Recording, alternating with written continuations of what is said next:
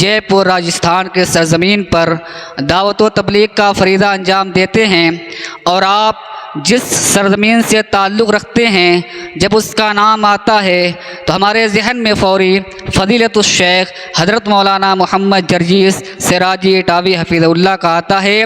آپ کی شخصیت بھی اسی گاؤں سے، اسی علاقے سے تعلق رکھتی ہے۔ میں بڑے ادب کے ساتھ فضیلت الشیخ حضرت مولانا محمد عادل ریاضی اٹاوی حفیظ اللہ داعی و مبلغ جے پور راجستھان سے گزارش کرتا ہوں کہ آپ تشریف لائیں اور اپنے پرمغز خطاب سے ہم سامعین کو مستفید فرمائیں۔ السلام علیکم ورحمۃ اللہ وبرکاتہ۔ الحمد للہ نحمده ونستعینه ونستغفره ونعوذ باللہ من شرور انفسنا ومن سیئات اعمالنا، من يهده الله فلا مضل له ومن يضلل فلا هادي له، وأشهد أن لا إله إلا الله وحده لا شريك له، وأشهد أن محمدا عبده ورسوله، يا أيها الذين آمنوا اتقوا الله حق تقاته ولا تموتن إلا وأنتم مسلمون، يا أيها الناس اتقوا ربكم الذي خلقكم من نفس واحدة وخلق منها زوجها وبث منهما رجالا كثيرا ونساء، واتقوا الله الذي تساءلون به والأرحام إن الله كان عليكم رقيبا، يا أيها الذين آمنوا اتقوا الله وقولوا قولا سديدا يصلح لكم أعمالكم ويغفر لكم ذنوبكم، ومن يطع الله ورسوله فقد فاز فوزا عظيما، أما بعد فإن خير الحديث كتاب الله، وخير الهدي هدي محمد صلى الله عليه وسلم، وشر الأمور محدثاتها وكل محدثة بدعة وكل بدعة ضلالة وكل ضلالة في النار۔ قال الله تعالى في القرآن الحكيم: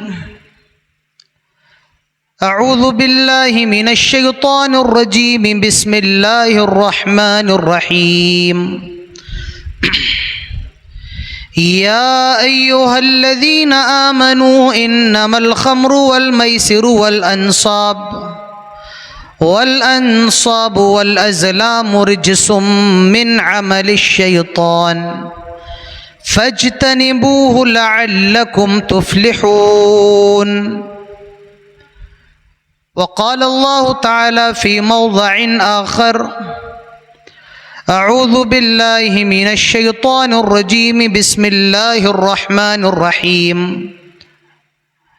ولا تقربوا الزنا إنه كان فاحشة وساء سبيلا، رب اشرح لي صدري ويسر لي أمري واحلل عقدة من لساني يفقه قولي، رب زدني علما، اللهم رب زدنی علما۔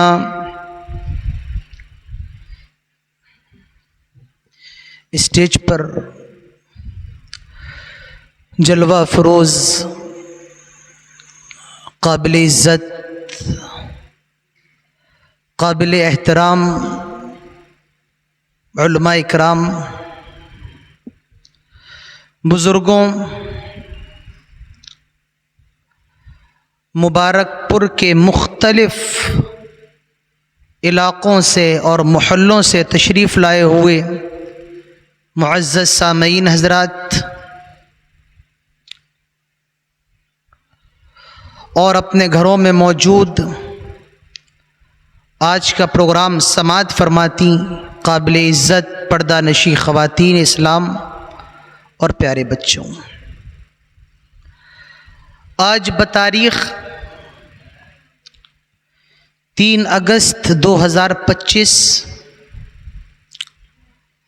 بروز اتوار بمقام مسجد اہل حدیث پورا صوفی مبارک پور اعظم گڑھ میں ہم سب کو اللہ تعالیٰ نے یہاں پر جمع ہونے کی توفیق عطا فرمائی ہے۔ اللہ کی جتنی تعریف، جتنی حمد و ثنا کی جائے، وہ تمام تعریفات، تمام حمد و ثنا جتنی بھی ہم کریں اللہ تعالیٰ کے لیے جس طریقے سے کرنا چاہیے اس طریقے سے ناکافی ہے۔ بعدہ درود اور سلام ہو تمام نبیوں پر، اور بالخصوص ہمارے اور آپ کے پیارے نبی، محبوب نبی، آخری نبی جناب محمد الرسول اللہ صلی اللہ علیہ وسلم پر، اللہم صلی وسلم وبارک علیہ۔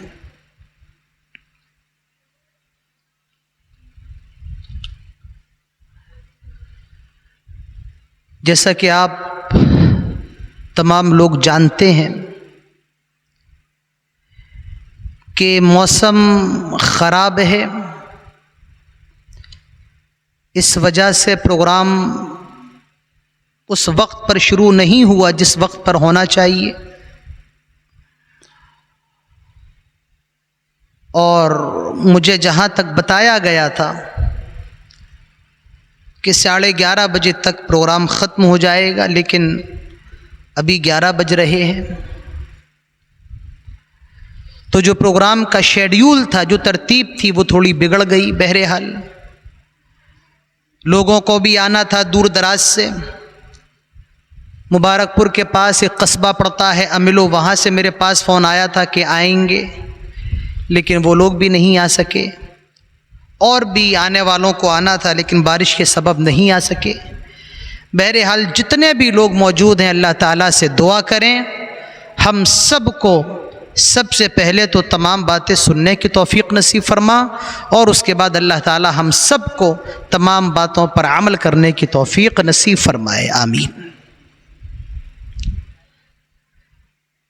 ہم لوگ جتنے بھی ہیں اس پروگرام کے اندر، جتنے لوگ شریک ہیں یا اس پروگرام کے علاوہ باہر جتنے بھی لوگ موجود ہیں، ہم میں اور آپ میں کوئی ایسا نہیں ہوگا جس نے کبھی کوئی گناہ نہ کیا ہو۔ عالم ہو اس نے بھی گناہ کیا ہے، جو عالم نہ ہو اس نے بھی گناہ کیا ہے، حاجی نے بھی گناہ کیا ہے، جو حاجی نہیں ہے وہ بھی گنہگار ہے، اللہ کا ولی بھی ہوگا لیکن وہ بھی گنہگار ہے۔ تو دنیا کے اندر جتنے بھی لوگ ہیں سب گنہگار ہیں۔ اللہ کے نبی صلی اللہ علیہ وسلم فرماتے ہیں کل بنی آدم خطاء وخیر الخطائین التوابون۔ آدم کے جتنے بھی بیٹے ہیں سب خطا کار ہیں، گنہگار ہیں، لیکن سب سے بہترین گنہگار وہ ہے جو توبہ کر لیتا ہے۔ تو غلطی ہم سب سے ہوتی ہے، ہم سب سے خطائیں ہوتی ہیں۔ ارے غلطی تو ہمارے باپ، پوری دنیا کے لوگوں کے باپ حضرت آدم علیہ السلام سے بھی ہوئی ہے۔ حضرت آدم جنت کے اندر ہیں، اللہ تعالیٰ نے منع کیا تھا لا تقربا هذه الشجرہ، اے آدم اس درخت کے قریب نہ جانا، یا آدم اسکن انت وزوجک الجنہ وکلا منها رغدا حیث شئتما، اے آدم تم اور تمہاری بیوی جنت کے اندر جہاں جانا ہے جاؤ، جہاں جو کھانا ہے کھاؤ، جہاں ٹہلنا ہے ٹہلو، مگر ایک کام کرنا لا تقربا هذه الشجرہ، اس درخت کے قریب نہ جانا۔ اللہ نے درخت بھی بتا دیا تھا کہ اس درخت کے قریب نہ جانا۔ دنیا کے اندر 4 چیزیں آدمی کے لیے بہت ضروری ہیں. اچھا مکان مل جائے, اچھی بیوی مل جائے, کھانا مل جائے اور آزادی مل جائے. یہ 4 چیزیں انسان کے لیے بہت ضروری ہیں دنیا کے اندر. اللہ تعالیٰ نے حضرت آدم کو جنت کے اندر 4 چیزیں دے دی تھیں.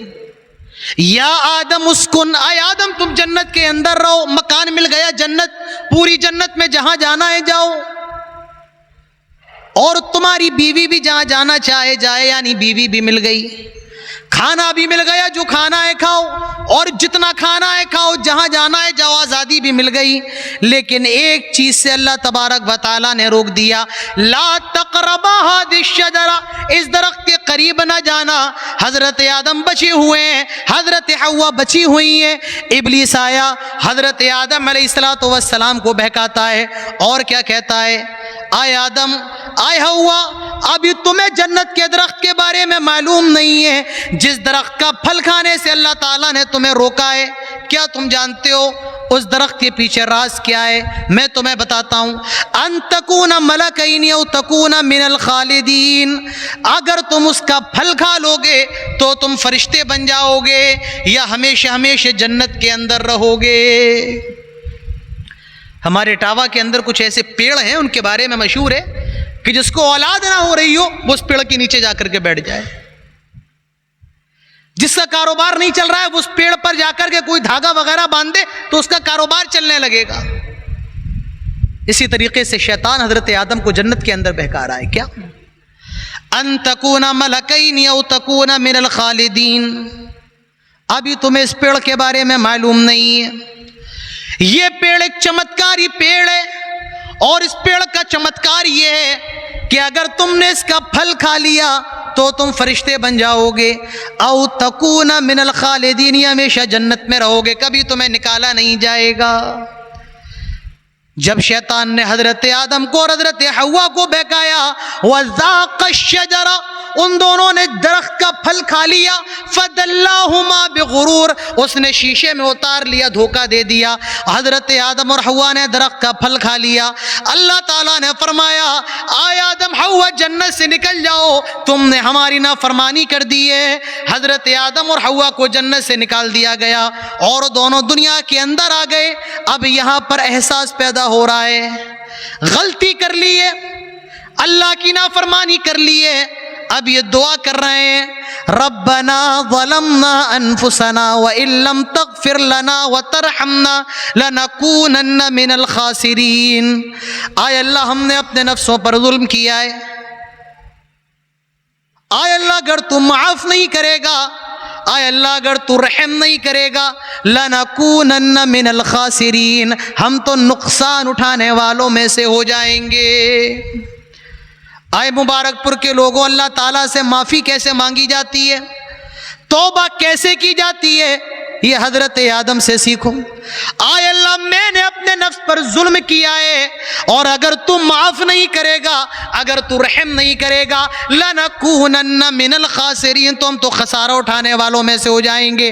اللہ تعالیٰ فرماتا ہے کہ ہم نے ان کی دعا کو قبول فرمایا. فتلقى آدم من ربی کلمات فتاب علیہ, اور آدم علیہ السلام کے ان جملوں کے ذریعے اللہ نے ان کی توبہ کو قبول کیا. اور یہ جو توبہ حضرت آدم اور حوا نے کی, اللہ تعالیٰ فرماتا ہے فتلقى آدم من ربی کلمات فتاب علیہ, یہ جملے بھی ہم ہی نے ان دونوں کو سکھائی تھی. معلوم یہ چلا کہ توبہ کی توفیق, اگر کوئی آدمی اپنے گناہوں پر شرمندہ ہے تو یہ توبہ کی توفیق دینے والی ذات بھی اللہ تبارک و تعالیٰ کی ذات ہے. ہم اور آپ یہاں پر بیٹھے ہیں, کوئی 3-4 کلومیٹر دور سے آ کر کے بیٹھا ہوگا, پانی میں بھیگتا ہوا کوئی آیا ہوگا. یاد رکھیے ہمارا اور آپ کا کوئی کمال نہیں ہے, بلکہ یہ صرف اور صرف اللہ رب العالمین کی توفیق. اگر یہ نہیں ہوتی تو شاید ہم نہیں آ پاتے. کتنے طلبہ مجھے دیکھ رہے ہیں, کیوں سب یہاں پر حاضر ہیں, صرف اور صرف اللہ تبارک و تعالیٰ کی توفیق ہے. تو حضرت آدم علیہ السلام کو اللہ نے معاف کر دیا, کیوں؟ انہوں نے توبہ کی. اور شیطان نے بھی غلطی کی تھی، آدم نے بھی غلطی کی، شیطان نے بھی غلطی کی۔ حضرت آدم نے غلطی کیا کی تھی؟ اللہ تعالیٰ نے منع کیا تھا درخت کا پھل نہ کھانا، لیکن انہوں نے کھا لیا، یہ غلطی تھی۔ اللہ نے شیطان سے کہا تھا سجدہ کر، اور سجدہ نہیں کیا۔ اسجد لمن خلقت طینا، اے اللہ میں آدم کو کیسے سجدہ کروں جس کو تو نے مٹی سے بنایا ہے؟ نافرمانی دونوں نے کی، لیکن ایک کو اللہ نے معاف کر دیا اور دوسرے کو نہیں کیا۔ کیوں؟ کیونکہ آدم نے توبہ کی تھی اور شیطان اپنے گناہ پر اڑا رہا، اس نے اللہ تعالیٰ کی جناب میں توبہ نہیں کی۔ تو گنہگار ہم سب ہیں، غلطیاں سب سے ہوتی ہیں، ہوئی ہیں، ہوں گی۔ ہم بشر ہیں، ہم انسان ہیں، ہم غلطیوں سے پاک نہیں ہیں۔ لیکن یاد رکھیے کچھ غلطیاں ایسی ہوتی ہیں جو چھوٹی ہوتی ہیں، اور کچھ غلطیاں ایسی ہوتی ہیں جو بڑی ہوتی ہیں۔ کچھ گناہ صغیرہ ہوتے ہیں، آپ کو آسانی کے لیے میں اور بتا دے رہا ہوں۔ کچھ گناہ صغیرہ ہوتے ہیں، وہ تو اللہ تبارک و تعالیٰ معاف کر دیتا ہے ہماری نیکیوں سے، ہماری نمازوں سے، ہمارے روزوں سے۔ اور کچھ گناہ بڑے ہوتے ہیں جو بغیر توبہ کے اللہ تبارک و تعالیٰ معاف نہیں کرتا ہے۔ جب میری گفتگو ہو رہی تھی یہاں پر آنے سے پہلے، تو میں نے ناظم اجلاس سے پوچھا کہ آپ لوگوں نے مجھے کوئی موضوع دیا ہے؟ کہا شیخ موضوع تو نہیں ہے، لیکن آپ کو جو سماج کی خرابیاں ہیں اس پر روشنی ڈالنا ہے۔ تو سماج کے اندر جو گناہ ہے، میں انشاءاللہ آج کی تقریر میں 1 گھنٹے کی تقریر میں یا 45 منٹ کی تقریر میں بس 2-3 گناہ آپ کے سامنے ذکر کروں گا۔ بڑے گناہ، چھوٹے گناہ تو بہت ہے، اگر ہم ذکر کرتے رہیں تو میرا خیال ہے صبح ہو جائے گی۔ آج میں بس چند آپ کے سامنے بڑے گناہ ذکر کروں گا، اور جب بڑے گناہوں کا ذکر ہو اور ایک گناہ کو چھوڑے بغیر اگر آگے بڑھ جائیں تو میرا خیال ہے پھر موضوع کا حق ادا نہیں ہو پائے گا۔ مجھے معلوم ہے ہم سب یہاں پر اہل حدیث ہے، کوئی بھی ایسا نہیں ہوگا جو اہل حدیث نہ ہو، لیکن پھر بھی اس بڑے گناہ کو رکھنا ضروری ہے۔ اور وہ سب سے بڑا گناہ کیا ہے؟ میرا خیال ہے اہل حدیثوں کا بچہ بھی جانتا ہے۔ سب سے بڑا گناہ کیا ہے؟ اس کا جواب آپ لوگ دیں گے۔ سب سے بڑا گناہ کیا ہے؟ جی کیا ہے؟ شرک ہے۔ سب سے بڑا گناہ کیا ہے؟ شرک ہے۔ اور یہ اتنا بڑا گناہ ہے، اگر توبہ نہیں کی اور بغیر توبہ کے مر گئے تو جنت کے اندر نہیں جا سکتے ہو۔ ان اللہ لا یغفر ان یشرک بہ ویغفر ما دون ذلک لمن یشاء۔ اللہ تعالیٰ تمہارے بہت سے گناہوں کو معاف کر سکتا ہے۔ آدمی نمازی نہیں ہے، مر گیا، اللہ تعالیٰ چاہے تو اس کو معاف کر دے، اللہ کی مرضی کے اوپر ہے۔ یہاں پر وہ رمضان کے روزے نہیں رکھتا تھا، اللہ تعالیٰ کی مرضی چاہے تو معاف کر دے۔ لیکن شرک ایسا گناہ ہے، آدمی شرک کی حالت میں مرا، توبہ نہیں کی، اللہ تعالیٰ فرماتا ہے کہ ہم مشرک کو معاف نہیں کریں گے۔ ان اللہ لا یغفر ان یشرک بہ ویغفر ما دون ذلک لمن یشاء۔ ارے شرک تو اتنا زیادہ بڑا گناہ ہے، ہمارے نبی صلی اللہ علیہ وسلم کے چچا جان بھی اگر شرک کی حالت میں مر جائیں تب بھی اللہ تعالیٰ ان کو معاف نہیں کرے گا۔ کون نہیں جانتا ہے؟ اللہ کے نبی کے چچا کون نہیں جانتا ہے جنہوں نے 8 سال کی عمر سے جناب محمد رسول اللہ صلی اللہ علیہ وسلم کی کفالت کی ہو؟ کون سیرت کا پڑھنے والا، کون حدیث کا پڑھنے والا ابو طالب کو نہیں جانتا ہوگا جنہوں نے عبد المطلب کے انتقال کے بعد محمد رسول اللہ صلی اللہ علیہ وسلم کی ذمہ داری اٹھائی ہو؟ ارے ایسا دور بھی جناب محمد رسول اللہ صلی اللہ علیہ وسلم کے ساتھ پیش آیا کہ مکے کے لوگ آپ کے جانی دشمن بن گئے، لیکن ابو طالب دیوار کی طرح محمد رسول اللہ صلی اللہ علیہ وسلم کی حفاظت کر رہے تھے۔ کس کو نہیں پتا ہے؟ مکے کے لوگ ابو طالب کے پاس آئے اور کہنے لگے، آئے ابو طالب تمہیں اگر بچے پالنے کا شوق ہے فلاں بچے کو لے لو اور اپنے بھتیجے محمد کو ہمارے حوالے کر دو تاکہ ہم اس کا قتل کر دیں۔ ابو طالب نے کہا واہ، میں मैं तुम्हें अपने बच्चे को दे दूं ताकि तुम कत्ल कर दो।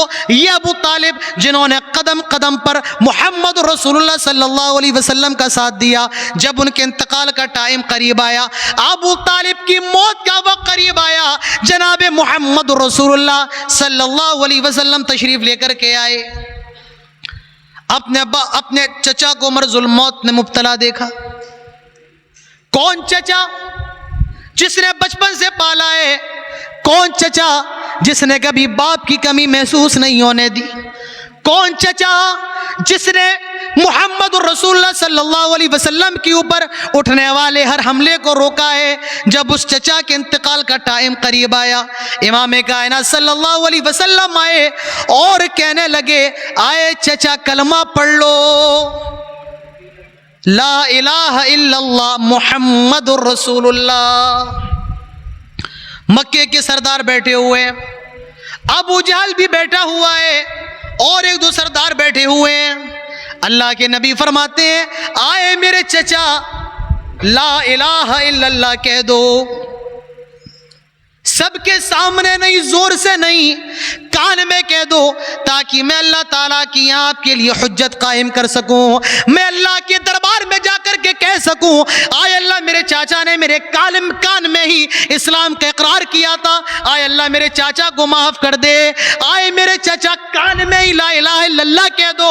अबू जहल बैठा हुआ है, कहने लगा, खबरदार खबरदार, आए अबू तालिब क्या आखिरी वक्त में बाप दादा के मजहब को छोड़ दोगे, क्या आखिरी वक्त में अपने बाप दादा के दीन से फिर जाओगे? आए अबू तालिब क्या जिंदगी के आखिरी मरहले पर बाप दादा के धर्म को छोड़ दोगे? अबू तालिब की जुबान से जो आखिरी जुमला निकला वो ये था, आला मिल्लत अब्दुल मुत्तलिब, मैं अब्दुल मुत्तलिब के दीन पर मरता हूँ। यानी वो ये ऐलान करके गए कि मैं इस्लाम कबूल नहीं करता हूँ, शिर्क पर मरता हूँ, कुफ्र पर मरता हूँ। और अबू तालिब का इंतकाल शिर्क पर हो गया। अबू तालिब इस्लाम लेकर के नहीं आए, शिर्क की हालत में मर गए। नबी के चचा का इंतकाल हो गया। जब इंतकाल हुआ, नबी अकरम सल्लल्लाहु अलैहि वसल्लम बड़े बेकरार हुए। आपने अपने हाथों को उठाया, शायद अल्लाह मेरे चचा को माफ कर दे। आपने दुआ के लिए अपने हाथों को उठाया, अल्लाह ताला फौरन जिब्राइल के जरिए खबर भेजता है, आए नबी रुक जाइए। किसी मोमिन के लिए और किसी नबी के लिए इस बात की इजाजत नहीं है कि वो किसी मुशरिक की सिफारिश करें। आपका चचा ही क्यों नहीं, लेकिन किसी मोमिन और किसी पैगंबर के लिए जायज़ नहीं है कि वो किसी मुशरिक की सिफारिश करे। आप अपने चचा की सिफारिश नहीं कर सकते। अरे मुशरिक का जन्नत में जाना तो दूर की बात है, उसके लिए सिफारिश करना, उसके लिए मगफिरत की दुआ करना भी जायज़ नहीं है। किसी गैर मुस्लिम का इंतकाल हो जाए और आप जाएं उसके घर पर, आप ये नहीं कह सकते कि अल्लाह ताला इसकी मगफिरत फरमाए, जायज़ नहीं है। हाँ, आप उसके फैमिली वालों को दिलासा तो दे सकते हैं, आप उनकी दिलजोई तो कर सकते हैं, लेकिन आप उसके लिए मगफिरत की दुआ करें, अल्लाह ताला इसको माफ़ कर दे, अल्लाह ताला इसके गुनाहों को माफ़ कर दे, इसको स्वर्ग में जगह दे, आप नहीं कह सकते हैं। हराम है कहना, क्योंकि जायज़ नहीं है किसी मुशरिक के लिए आप सिफारिश की दुआ करें। ये सबसे बड़ा गुनाह है शिर्क। मेरा कारोबार, मेरा बिजनेस पार्टनर था, ये गैर मुस्लिम है, मैं मुसलमान हूँ, क्या हुआ, मेरा बिजनेस पार्टनर था, गए, उसके लिए दुआ कर रहे हैं, हराम है मेरे भाइयों, नहीं कर सकते। किसी गैर मुस्लिम के लिए मगफिरत की दुआ करना जायज़ नहीं है। अरे किसी को नमस्कार करना जायज़ नहीं है, नमस्ते करना जायज़ नहीं। नमस्कार का मतलब मैं झुक रहा हूँ आपके सामने, और याद रखिए झुका सिर्फ और सिर्फ अल्लाह रब्बुल आलमीन के सामने जाता है। तो किसी को जिनका धर्म के अंदर नमस्कार या नमस्ते है वो करें, हमें एतराज़ नहीं है। हम ये कहते हैं कि मुसलमानों के लिए जायज़ नहीं है वो किसी को नमस्कार करें, वो किसी को नमस्ते करें, क्योंकि हमारे अक़ीदे के ख़िलाफ़ है। हर चीज़ में कंप्रोमाइज़ हो सकता है, लेकिन अक़ीदे के अंदर, तौहीद के अंदर कंप्रोमाइज़ नहीं हो सकता है। हमारी तजवीद बहुत अच्छी नहीं होती है, हम अहले हदीस आलिमों की क़िरत बहुत अच्छी नहीं होती है, हमारी अरबी बहुत ज़्यादा अच्छी नहीं होती है, लोग कहते हैं। लेकिन हाँ, ये तो हम कहेंगे कि अक़ीदे के मामले में अल्हम्दुलिल्लाह हमसे अच्छा कोई नहीं होता है। अक़ीदे के मामले में हमारे यहाँ कोई भी खलल नहीं है। तो याद रखिए, गुनाहों में सबसे बड़ा गुनाह क्या है? शिर्क है।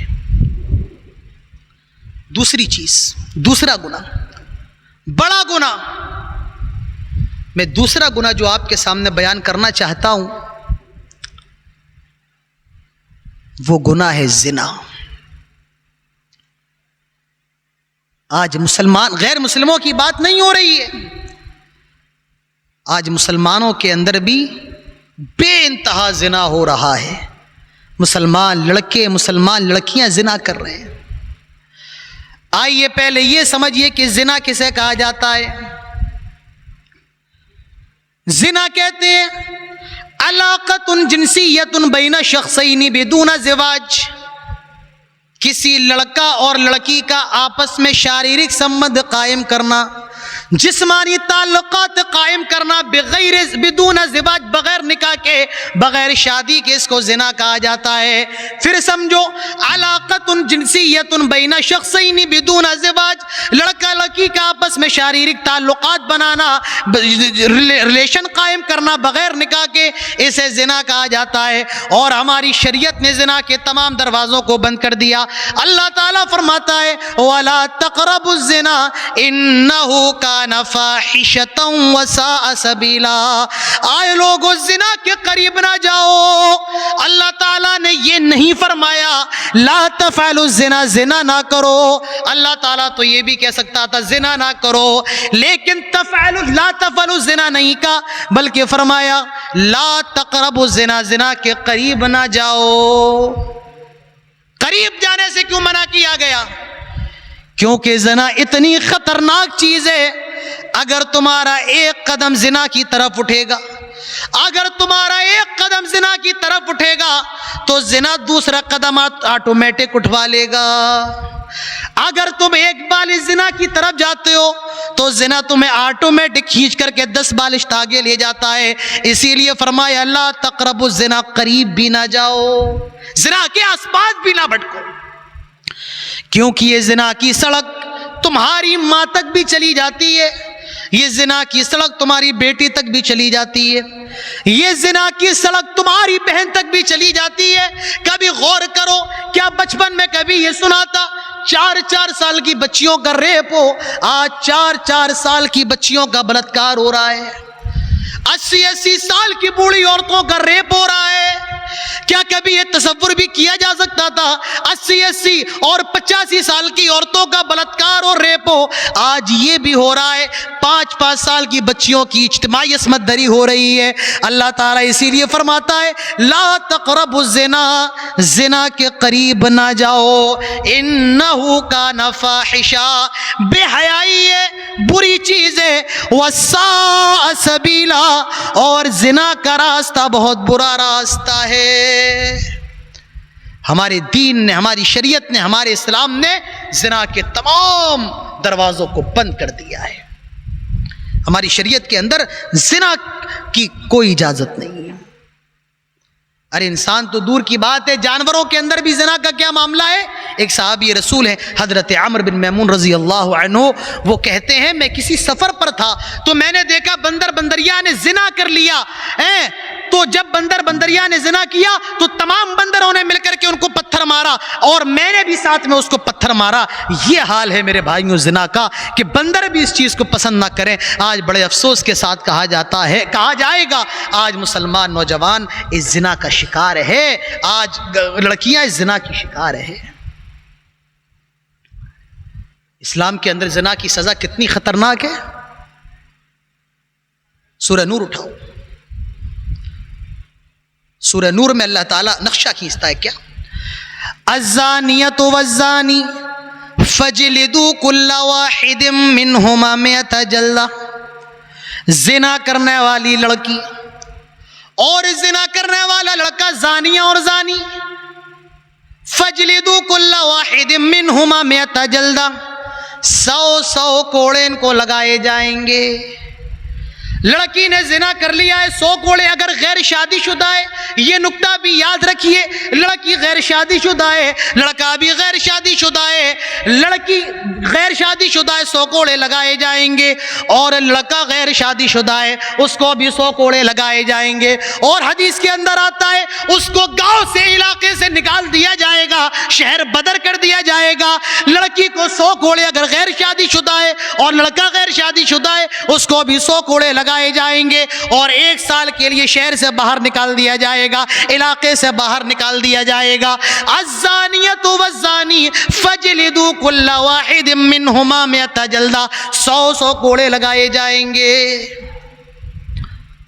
اور میں آپ کو ایک نکتہ بتاؤں، اللہ تعالیٰ نے لڑکی کا ذکر پہلے کیا ہے اور لڑکے کا بعد میں. زانیہ پہلے ہے الزانیۃ والزانی اور زانی بعد میں ہے. لڑکی کا ذکر پہلے کیوں ہے، لڑکے کا بعد میں کیوں ہے؟ مفسرین نے اس کی وجہ بتائی ہے. وجہ یہ ہے کہ زنا کی دعوت دینے والی، زنا کی طرف اٹریکٹ کرنے والی، مائل کرنے والی یہ کون ہوتی ہے؟ لڑکی ہوتی ہے. زنا کی دعوت دینے والی لڑکی ہوتی ہے تب زنا ہوتا ہے، ورنہ نہیں ہوتا ہے. میں آپ کو ایک مثال دوں. آپ کسی مٹھائی کی دکان پر جائیں، رسگلہ تو آپ سب جانتے ہیں چاشنی میں ڈوبا ہوا ہوتا ہے. آپ چاشنی لے کر دیوار پہ لگا دیں. جب آپ چاشنی دیوار پر لگائیں گے تو وہاں پر مکھی آ کر کے بیٹھ جائے گی. جب مکھی آ کے بیٹھے گی تو چھپکلی بھی وہاں پر آ جائے گی تاکہ مکھی کا شکار کر لے. اور جب چھپکلی آئے گی، بلی کی نگاہ پڑے گی، بلی چھپکلی کی طرف لپکے گی. اور اگر کتے کو بلی دکھ گئی تو کتا بلی کے اوپر لپکے گا. آپ پھر ذرا اس مثال کو غور سے سنیے.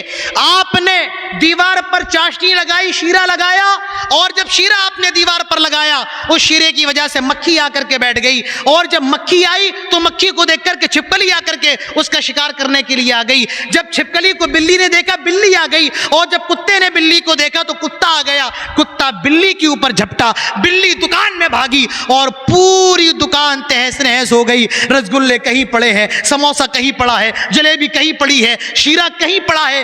غلطی کتے کی نہیں ہے، غلطی بلی کی نہیں ہے، غلطی چھپکلی کی نہیں ہے، غلطی مکھی کی نہیں ہے، بلکہ غلطی اس کی ہے جس نے شیرہ لگایا ہے. یہ زنا کا شیرہ کس کی طرف سے لگتا ہے؟ لڑکی کی طرف سے. کون کہتا ہے ایسے کپڑے پہن کے گھر سے باہر نکلو جس سے جسم کا اتار چڑھاؤ ظاہر ہو؟ کون کہتا ہے بغیر محرم کے گھر سے باہر نکلو؟ ہمارے اور آپ کے یہاں چھوٹے شہروں کے اندر تو خیر ہے، دلی، ممبئی اور حیدرآباد، بنگلور، رات کے 1 بجے 3 سہیلیاں ہیں مسلمان ٹہل رہی ہے. وہ گھر میں بے چینی ہو رہی تھی تو ہم باہر نکل آئے. یہ حالات ہے. تو زنا کی طرف مائل کرنے والی کون ہوتی ہے؟ لڑکی ہوتی ہے. گھروں سے باہر نکلے تو اس طریقے سے سج سور کے نکلے تاکہ مرد مائل ہو. یہ سب کیا ہے بھائی؟ ایک چلن اور چل گیا ہے مسلمان لڑکیوں کے اندر. وہ کوئی برقع وغیرہ پہن لیا، اب وہ برقعے کو اس طریقے سے اٹھا کے گھوم کر کے، ارے بھائی کیا ضرورت ہے؟ برقعے کا مطلب ہے تاکہ لڑکی کو نہ دیکھا جائے. اب وہ برقع پہن کے گھوم رہی ہیں اور ڈانس بھی کر رہی، برقع اٹھا کے گھوم رہی ہیں. یہ تمام چیزیں کیا ہیں؟ آدمی اسٹیٹس لگاتا ہے اپنی بیوی کے ساتھ، اور جہاں بیوی کا چہرہ ہے وہاں پر وہ کچھ ایسا کوئی کارٹون لگا دیتا ہے تاکہ بیوی کا چہرہ نظر نہ آئے. ارے بھائی لگایا کیوں ہے؟ یا تو پھر نظر آنے دو، دیکھنے دو کیا ہے کیا نہیں ہے.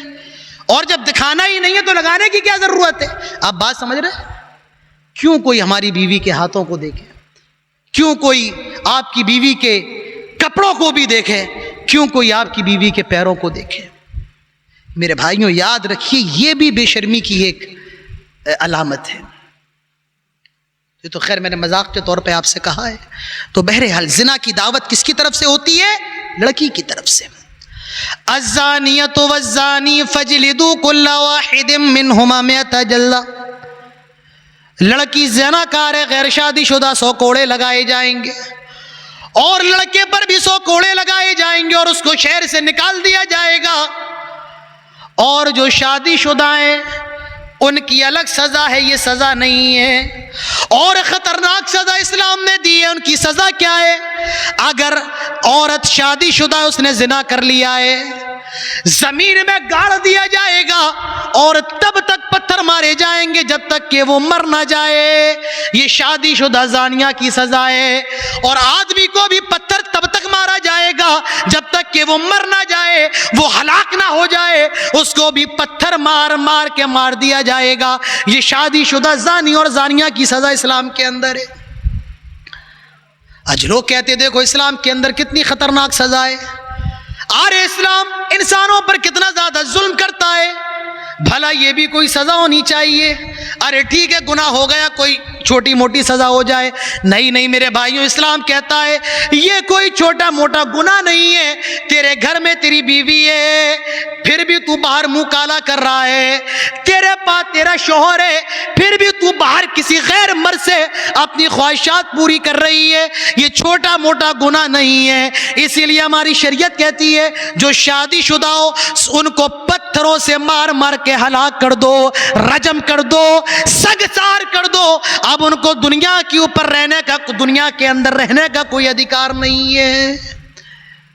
اور میں دعویٰ کر کے کہہ رہا ہوں اگر یہ سزا ہمارے ملک کے اندر بھی نافذ ہو جائے، رب کعبہ کی قسم، جو ریپ بلاತ್ಕಾರ کے کیسز روز اخبار کی سرخیاں بنتے ہیں 90% کم ہو جائیں گے۔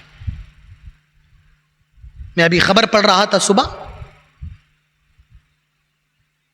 کرناٹک کے اندر ایک علاقہ ہے، ہمارے غیر مسلم بھائیوں کا بہت پوتر استھان ہے، اس کا نام ہے دھرم استھل۔ ایک شخص نے بتایا کہ میں نے 20 سال تک ایسی عورتوں کو دفن کیا جن کا بلاತ್ಕಾರ کیا جاتا تھا۔ میں بلاತ್ಕಾರ کرنے والوں کو بھی جانتا ہوں، اور 1 2 10 50 نہیں بلکہ سینکڑوں عورتوں کو میں نے دفن کیا ہے اپنے ہاتھوں سے۔ اندازہ لگائیے یہ دنیا کا حال ہے۔ ہم اور آپ اچھے سماج میں سانس لے رہے ہیں، اللہ کا شکر ہے، لیکن ایسا نہیں ہے کہ بس ہر جگہ خیر ہے، نہیں میرے بھائیوں، حالات بہت خراب ہیں۔ تو زنا ہماری شریعت کے اندر اس کی کوئی گنجائش نہیں ہے۔ اپنی جسمانی خواہش کو بیوی کے ذریعے بیوی کے علاوہ کسی اور کے ذریعے پورا کرنا حرام ہے۔ اللہ تعالیٰ فرماتا ہے قد افلح المومنون، اور کامیاب ہو گئے وہ مومن۔ کون سے مومن؟ والذین هم لفروجہم حافظون، جو اپنی شرمگاہوں کی حفاظت کرتے ہیں۔ جو عورت اپنے شوہر کے لیے اپنی شرمگاہ کی حفاظت کرے، اور جو شوہر اپنی بیوی کے لیے اپنی شرمگاہ کی حفاظت کرے، یاد رکھو میرے بھائیوں، آپ کا جسم امانت ہے آپ کی بیویوں کے لیے، اور میری ماؤں بہنوں آپ کا جسم امانت ہے آپ کے شوہروں کے لیے۔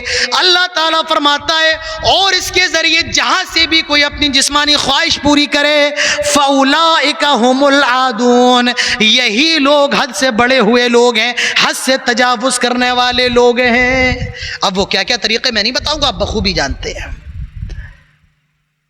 تو بہرحال یہ زنا ہے، اور یہ زنا کی سزا اسلام کے اندر ہے۔ میرا موضوع یہ نہیں ہے کہ صرف گناہ کیا ہے، ان گناہوں سے بچا کیسے جائے، میں انشاءاللہ وہ چیزیں بھی آپ کے سامنے رکھنے کی کوشش کروں گا۔ زنا سے بچنے کا سب سے پہلا طریقہ جانتے ہو کیا ہے؟ میرے بھائیوں، وقت پر شادی کر لو، یہ زنا سے بچنے کا طریقہ ہے۔ وقت پر شادی کر لو، اور یہ میں نہیں کہتا ہوں، ہمارے پیارے نبی صلی اللہ علیہ وسلم فرماتے ہیں یا معشر الشباب من استطاع منکم الباءة فلیتزوج فإنه أغض للبصر وأحسن للفرج ومن لم يستطع فعليه بالصوم فإنه له وجاء۔ آئے نوجوانوں کی جماعت، اللہ کے نبی نے نوجوانوں سے خطاب کیا ہے، یا معشر الشباب، آئے نوجوانوں کی جماعت، اگر تمہارے اندر شادی کرنے کی طاقت ہے، بیوی کو کھلا پلا سکتے ہو، اس کے رہنے کا بندوبست کر سکتے ہو، اس کے کپڑے لتے کا بندوبست کر سکتے ہو، اور اس کی ذاتی ذمہ داری پوری کر سکتے ہو، اللہ کے نبی صلی اللہ علیہ وسلم فرماتے ہیں فَلْيَتَزَوَّجْ، شادی کر لو۔ شادی کا فائدہ کیا ہے؟ فَإِنَّهُ أَغَضُّ لِلْبَصَرِ، شادی نگاہوں کو جھکا دیتی ہے، وَأَحْسَنُ لِلْفَرَجِ، اور شرمگاہ کی حفاظت بھی کرتی ہے۔ یہ شادی نگاہوں کی بھی حفاظت کرتی ہے، شرمگاہ کی بھی حفاظت کرتی ہے، اور جس کے اندر شادی کرنے کی طاقت نہ ہو، یعنی بیوی کو کھلانے کی طاقت نہیں ہے، پیسے وغیرہ سے کمزور ہے، اللہ کے نبی صلی اللہ علیہ وسلم فرماتے ہیں اس کو چاہیے کہ روزہ رکھے، یہ گناہوں سے بچنے کی ڈھال ہے۔ شادی کرنے کی طاقت ہے تو شادی کرو، اور اگر شادی کرنے کی طاقت نہیں ہے، کھلا نہیں سکتا ہے، کاروبار اچھا نہیں ہے، اور بیوی کو رکھنے کا ٹھکانہ نہیں ہے، اللہ کے نبی نے فرمایا روزہ رکھ لو، یہ روزہ گناہوں سے بچنے کا ڈھال ہے۔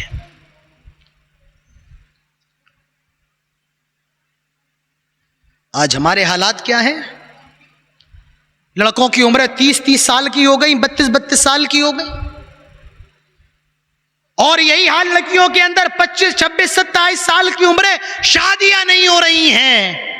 میرے بھائیوں، جب شادیاں اتنی تاخیر سے ہوں گی تو یاد رکھیے لڑکیاں غیر مسلم لڑکوں کے ساتھ بھاگیں گی۔ اگر شادیاں دیر میں ہوں گی، مجھے کہہ لینے دیجئے، مسلمان نوجوان طوائف خانوں کا رخ کرے گا۔ اگر شادیاں تاخیر سے ہوں گی تو مسلمان لڑکیاں مرتد بھی ہوں گی۔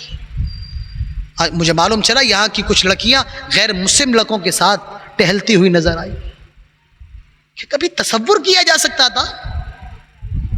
کیا کبھی یہ اعظم گڑھ مئو کی سرزمین کے حوالے سے، ان کو چپ کروائیے بھائی، کیا کبھی اس سرزمین کے حوالے سے سوچا بھی جا سکتا تھا کہ جہاں پردہ، اور اس کا پردہ پوری دنیا کے اندر، پورے ہندوستان کے اندر مشہور ہو، یہاں کی خواتین، یہاں کی دوشیزاؤں کا یہ حال؟ کبھی تصور نہیں میرے بھائیوں، تصور نہیں کیا جا سکتا تھا۔ لیکن جس چیز کا تصور نہیں کیا جا سکتا تھا، آج وہ چیزیں ہو رہی ہیں، اور یاد رکھیے، اور اس کی وجہ کیا ہے؟ اس کی وجہ صرف یہی ہے کہ شادیاں تاخیر سے ہو رہی ہیں۔ اور یہ میں نہیں کہتا ہوں، یہ میرے الفاظ نہیں ہیں، بلکہ یہ جناب محمد رسول اللہ صلی اللہ علیہ وسلم کی حدیث ہے۔ حدیث دیکھیے، اذا خطب الیکم، جب تمہارے پاس نیک بچے رشتے آ جائیں، لڑکا نیک ہے، لڑکی نیک ہے، نیک رشتے آ جائیں، اخلاق اور دیندار لڑکا ہو، اخلاق والا ہو، دیندار لڑکی ہو، اللہ کے نبی صلی اللہ علیہ وسلم فرماتے ہیں شادی کر دو، تاخیر نہ کرو۔ مولانا صاحب لڑکی تو بڑی خوبصورت ہے، باپ عالم ہے، لیکن بڑے غریب گھر کی ہے، کچھ ملے گا نہیں، غریب گھر کی ہے، ملے گا نہیں۔ لڑکی تو اچھی ہے، دیندار ہے، اخلاق والی، نمازی ہے، لیکن غریب گھر کی ہے۔ اسی لیے کتنی غریب گھروں کی لڑکیاں آج بیٹھی ہیں اپنے گھروں میں 30 سال کی عمر میں، لیکن کوئی ان سے شادی کرنے کو تیار نہیں۔ مولانا صاحب نے پوری زندگی گاؤں کے مکتب میں گزار دی، 2000 سے شروعات کی تھی، 3000 4000، اب ان کی 6000 روپے تنخواہ ہے۔ بس اتنا پیسہ نہیں ہے کہ اپنے ہونے والے داماد کے لیے وہ موٹر سائیکل کا انتظام کر سکیں، 20000 کی واشنگ مشین کا انتظام کر سکیں، 15000 کی فریج کا انتظام کر سکیں، اور ایک لمبے چوڑے جہیز کا انتظام کر سکیں۔ آج اس عالم دین کی، اس سلفی کی، اس فیضی کی، اس عصری کی، اور اس سنابری کی بیٹی 30 سال کی عمر میں بھی گھر پہ بیٹھی ہوئی ہے۔ یہ کس وجہ سے ہے میرے بھائیوں؟ اس وجہ سے ہے کہ لڑکی بڑی غریب ہے، باپ سے کچھ ملے گا نہیں۔ اگر دیکھنا ہے تو دین دیکھو۔ اللہ کے نبی فرماتے ہیں اذا خطب الیکم، جب رشتے اچھے آئیں تمہارے پاس، اور تم اس کے دین اور اخلاق سے راضی ہو تو شادی کر دو، اور اگر تم نے شادی نہیں کی، ان لم تکن فتنۃ فی الارض، تو زمین کے اندر فساد اور فتنہ پھیل جائے گا، وفساد عریض، فساد فتنہ، آج یہی فساد ہماری نظروں کے سامنے، مسلمان لڑکیاں غیر مسلم لڑکوں کے ساتھ نظر آ رہی ہیں، یہ فساد ہے، یہی فساد ہے۔ آج مسلمان لڑکیاں غیر مسلم لڑکوں کے ساتھ بھاگ کر کے اپنا دھرم پریورتن کر رہی ہیں، یہی فساد، یہی فتنہ ہے جو آج سے 1400 سال پہلے جناب محمد رسول اللہ صلی اللہ علیہ وسلم نے فرمایا تھا۔ اور کیا کہا جائے؟ اور ایک چیز میں آپ سے اور کہنا چاہتا ہوں، یہ صرف لڑکیوں کا معاملہ نہیں ہے، یہاں معاملہ لڑکوں کا بھی ہے۔ لڑکا بیچارہ عالم دین ہے، داڑھی والا ہے، حافظ قرآن ہے، لیکن مولانا صاحب غریب ہے، اس کے پاس اپنا مکان نہیں ہے. ارے اس کے بھائی بہت ہے, 4-5 بھائی ہیں اس کے, فیملی بہت بڑی ہے. ہم اپنی لڑکی کا رشتہ ایسے کو کر دیں؟ ارے داڑھی والے کو اپنی لڑکی کا رشتہ کر دیں. میرے بھائیوں یہ بھی حالات ہے, اس سے ہم اور آپ اپنی نظریں نہیں بچا سکتے. بس میں 15-20 منٹ کے اندر اپنی بات ختم کر رہا ہوں, مجھے معلوم ہے وقت زیادہ ہو گیا. تو یہ بھی ہمارے اور آپ کے یہاں کا مسئلہ ہے. لڑکے کا رشتہ ہے, لڑکا دیندار ہے, نمازی ہے, چہرے پر داڑھی ہے, لیکن مولانا صاحب پریوار بہت بڑا ہے, کماتا نہیں ہے, ہماری بیٹی کو کھلائے گا کیا؟ میرے بھائیوں یاد رکھیے, ہم اور آپ جتنا جہیز کے خلاف بولتے ہیں, بولنا بھی چاہیے, اسی طریقے سے ایسے لوگوں کے خلاف بھی بولنا چاہیے جو دیندار لڑکوں کو نظر انداز کر دیتے ہیں. ارے ہمیں تو ایسا لڑکا چاہیے سرکاری نوکری والا ہو, 40-50 ہزار اس کی تنخواہ ہو, گھر بڑا ہو, بھائی کم ہو, ایسے لوگوں کے خلاف بھی ہمیں بولنا چاہیے. آئیے میں آپ کو ایک واقعہ بتاتا ہوں, شاید آپ کو میری بات اس واقعے کے ذریعے اچھے طریقے سے سمجھ میں آ جائے. حضرت موسیٰ علیہ السلام مصر سے بھاگ کر کے مدین پہنچے, مدین گئے. کیوں بھاگے آپ کو معلوم ہوگا, اکثر پڑھنے والے بچے ہیں. حضرت موسیٰ علیہ السلام مصر پہنچے, مدین پہنچے, مصر سے بھاگ کر کے ایک درخت کے نیچے لیٹے ہوئے ہیں. دیکھا 2 لڑکیاں کھڑی ہیں.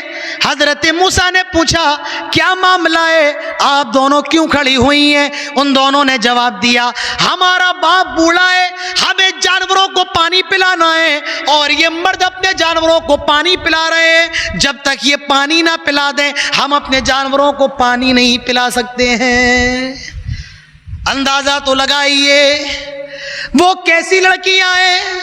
آئے میری ماں بہنوں, اگر تمہارے کانوں میں میری آواز جا رہی ہے ذرا غور کرو لڑکیوں کا کیا کہنا. یہ مرد پانی پلا رہے ہیں, جب تک یہ نہ پلائے تب تک ہم داخل نہیں ہو سکتے ہیں. آج تو بازار میں لڑکا بھی جا رہا ہے, اسی گلی میں لڑکی بھی جا رہی ہے. میں نے سنا ہے ہمارے پڑوسی ملک کے اندر ایک گلی, اس کا نام نکاح والی گلی ہے. آپ لوگ سرچ کریے گا انٹرنیٹ پہ, ایک گلی ہے نکاح والی. وہ اتنی پتلی ہے کہ اگر لڑکا اور لڑکی گزر جائے تو ٹکرا جاتے ہیں, ان کا نکاح ہو جاتا ہے. نکاح والی گلی. آج مبارک پور کے بازار میں جائیے, میں عصر کے بعد گیا, یہاں لڑکی بھی کیلے سیب خرید رہی ہے, یہاں مرد بھی ساتھ میں سیب خرید رہا ہے. عورتیں مردوں کے شانہ بشانہ چل رہی ہیں. کیا وہ لڑکیاں ہیں؟ جب تک یہ اپنے جانوروں کو پانی نہ پلائے ہم نہیں پلا سکتے ہیں. حضرت موسیٰ علیہ السلام نے پتھر ہٹایا اور ان لڑکیوں نے اپنے جانوروں کو پانی پلایا. اور جب یہ اپنے باپ کے پاس پہنچی اور سارا معاملہ بیان کیا اور اپنے باپ سے کہا کہ ہماری ایک شخص نے مدد کی ہے, آپ ایسا کریں کہ اس کو کوئی اجرت وغیرہ دے دیں. انہوں نے کہا جاؤ بلا کے لاؤ. ان کا نام شعیب بتایا جاتا ہے.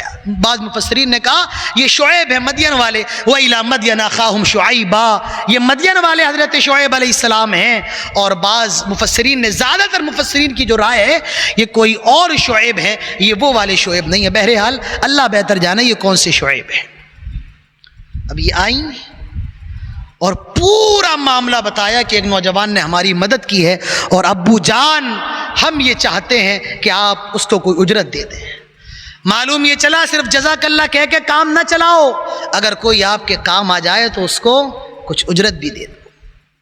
ہم اہل حدیثوں نے بہت اچھی چیز سیکھ لی ہے, جزاک اللہ, ہر چیز میں جزاک اللہ.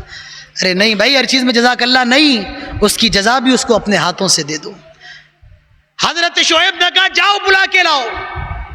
حضرت موسیٰ آئے اور پورا معاملہ حضرت موسیٰ نے بتایا شعیب کو, میرا یہ معاملہ ہے اور میں مصر سے بھاگ کر کے آ رہا ہوں.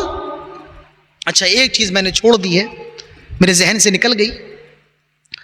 جو لڑکی حضرت موسیٰ کو بلانے آئی وہ لڑکی کیسے آئی؟ اللہ تعالیٰ فرماتا ہے تمشی علی استحیاء, وہ بڑے شرماتے ہوئے آئی.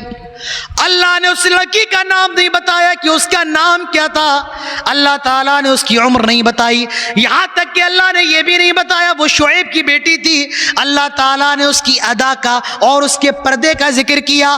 تمشی علی استحیاء, وہ بڑے شرماتے ہوئے آئی اور کہا کہ آپ کو ابو بلا رہے ہیں.